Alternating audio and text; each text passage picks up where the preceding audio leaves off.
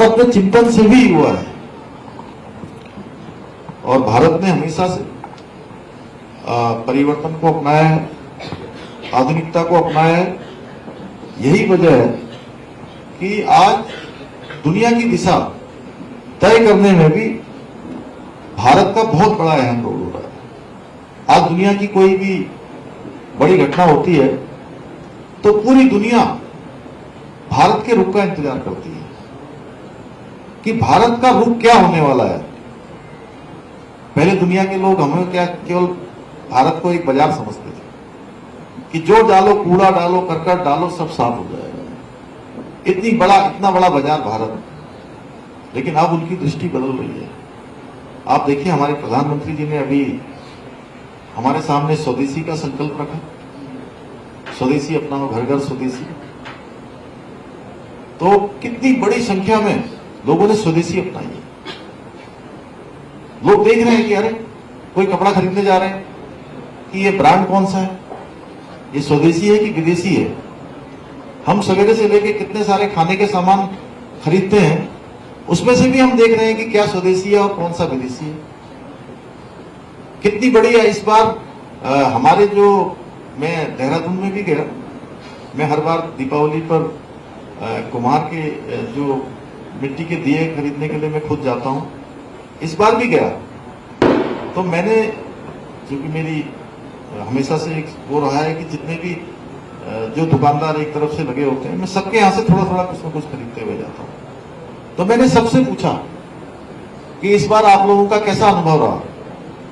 तो सबने बताया कि इस बार हमारा सामान लगभग दीपावली के दिन तक 80-90% तक बिक चुका है।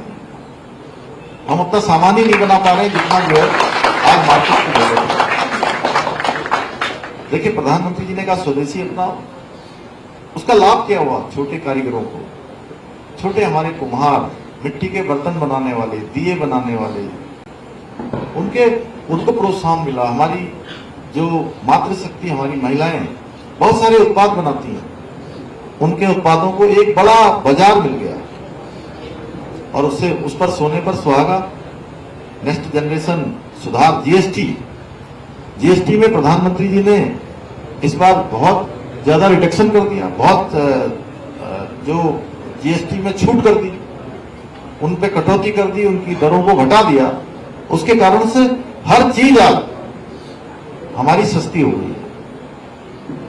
कुछ लोग टीवी खरीद रहे होंगे, फ्रिज खरीद रहे होंगे, हैं, वो सब सस्ता हो गया। तमाम प्रकार के सामान जो रोजमर्रा के हमारे जीवन में काम आने वाले, इसलिए बचतोत्सव हुआ। देश में कई गुना खरीदारी ज्यादा लोगों ने करी है, क्योंकि हर चीज एक बचत के रूप में भी जो है लोगों के सामने आई है।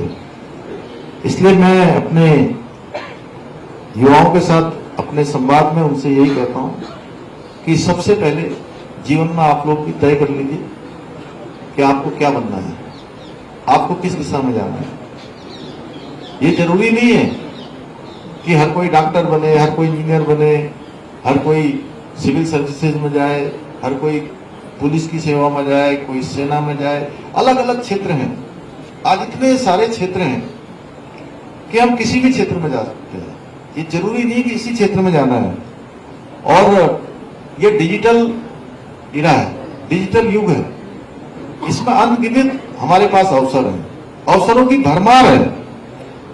डिजिटल मार्केटिंग है, स्टार्टअप्स है, एग्रीकल्चर का क्षेत्र है, होम स्टे है, पर्यटन है, होटल मैनेजमेंट है, डिफेंस का सिस्टम है, फॉरेस्ट सर्विसेज है, सोशल वर्क है, और भी बहुत कुछ। बहुत सारे लोग पत्रकारिता के क्षेत्र में भी जा सकते हैं, जैसे हमारे देखिए यहाँ पर खड़े बहुत सारे लोग हैं। ये फील्ड भी हमारा बहुत बड़ा है, किसी भी फील्ड में हम जा सकते हैं। इसलिए स्किल सीखिए, तय कीजिए और टाइम मैनेजमेंट करिए। टाइम मैनेजमेंट करिए, क्योंकि मैंने पहले ही बताया कि टाइम का कितना हमारे जीवन में महत्व है। टाइम अगर हम बनाएंगे तो, इसलिए मैं आप सभी से कहना चाहता हूं, मैं जानता हूं कि कई बच्चों के घर की आर्थिक स्थिति कमजोर होती है, उनके पास बहुत संसाधन नहीं होते हैं। लेकिन दोस्तों, अगर इच्छा शक्ति मजबूत है तो पर्वत भी अपना रास्ता बना देते हैं, पर्वत भी हमको रास्ता दे देते हैं, वो भी हमारे रास्ते से हट जाते हैं। जो मैंने कहा संकल्प, अगर संकल्प हमारे जीवन में है, उसमें दृढ़ता है, उसमें इच्छा शक्ति है, तो हमको मंजिल मिल ही जाती है। हम उस रास्ते को, संकल्प को सिद्धि तक पहुंचा सकते हैं। आप सब लोगों ने दशरथ माझी की कहानी आपको पता है ना? सुनी है सबने, देखी है? वो उसी पर एक फिल्म बनी थी। तो ये सब हम सबको प्रेरणा देती है, सब फिल्में। आज उत्तराखंड में भी हजारों युवा सेना में जा रहे हैं, डिफेंस सेवाओं में जा रहे हैं, सरकारी और प्राइवेट नौकरियों में, स्टार्टअप में और भी अन्य क्षेत्रों में बहुत बेहतरीन काम कर रहे हैं और बहुत नाम कर रहे हैं। अपने साथ साथ बहुत सारे लोगों को भी कहीं ना कहीं रोजगार से जोड़ने का भी काम कर रहे हैं। आज यहाँ मौजूद वे युवा हैं जिन्होंने पिछले सालों में, जैसे मुझे चॉकलेट देने वाली, क्या नाम था पूरा, कविता ने, हाँ कविता ने, कविता की बात सुनकर सच में मुझे बहुत अच्छा लगा। और देखिए, इच्छा शक्ति, उत्साह और जीवन में अगर सकारात्मकता है, पॉजिटिविटी है, तो अवसर कौन देता है? भगवान दे देता है। भगवान ने हमारे लिए सारे अवसर बनाए हुए होते हैं। कई बार अगर भगवान हमारे लिए चुनौती भी देता है, तो ये भी मानिए कि चुनौती भी अगर आती है तो चुनौती भी हमारे लिए एक अवसर है। आपदा भी कई बार हमको कुछ सिखाने के लिए आती है। कठिन परिस्थितियां भी जीवन में हमको कुछ न कुछ ऐसा लेसन देकर जाती हैं कि जो हमारे संपूर्ण जीवन भर काम आता है। तो बहुत सारे लोगों ने आज स्वरोजगार के कार्य भी शुभारंभ किए हैं। जैसे अभी मुझे पीछे से बताया कि हम स्वरोजगार के क्षेत्र में काम करना चाहते हैं। संघर्ष और मेहनत करके बहुत सारे युवा आज आगे बढ़े हैं जिन्होंने अनेक काम किए हैं।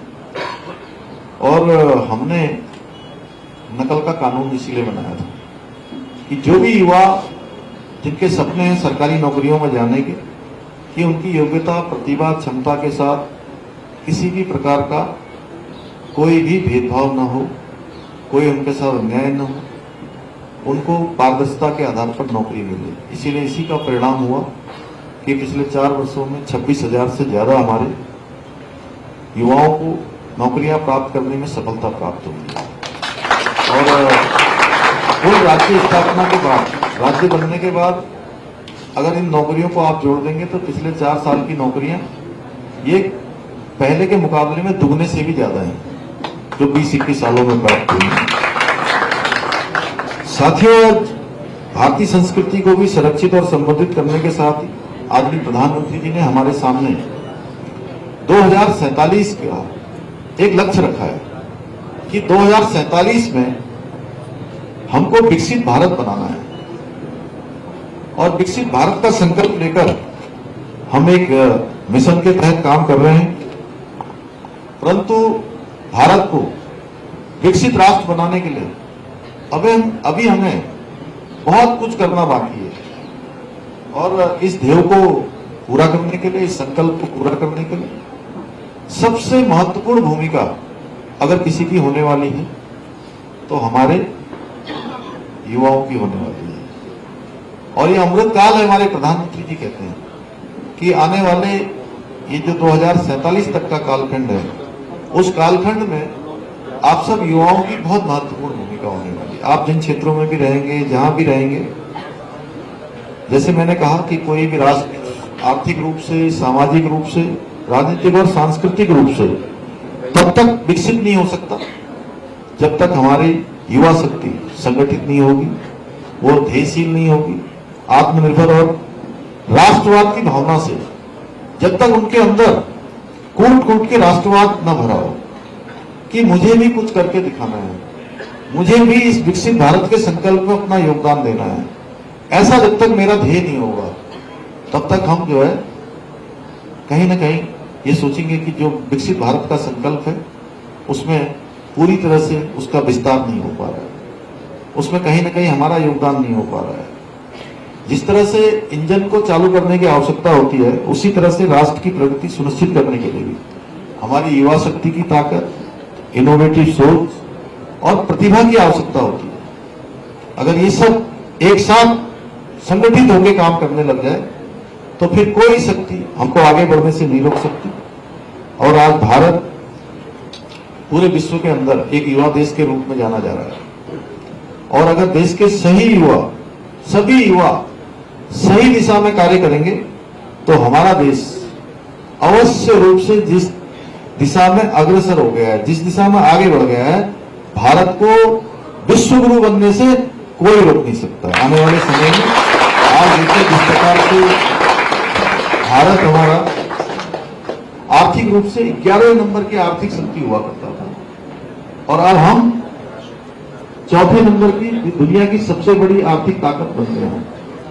और अभी अभी ब्रिटेन के प्रधानमंत्री भारत आए थे और अपने साथ बहुत बड़े बड़े अर्थशास्त्रियों को लेकर आए थे इंग्लैंड से, और उन्होंने संभावना व्यक्त करी कि कुछ ही सालों बाद भारत 2028 तक दुनिया की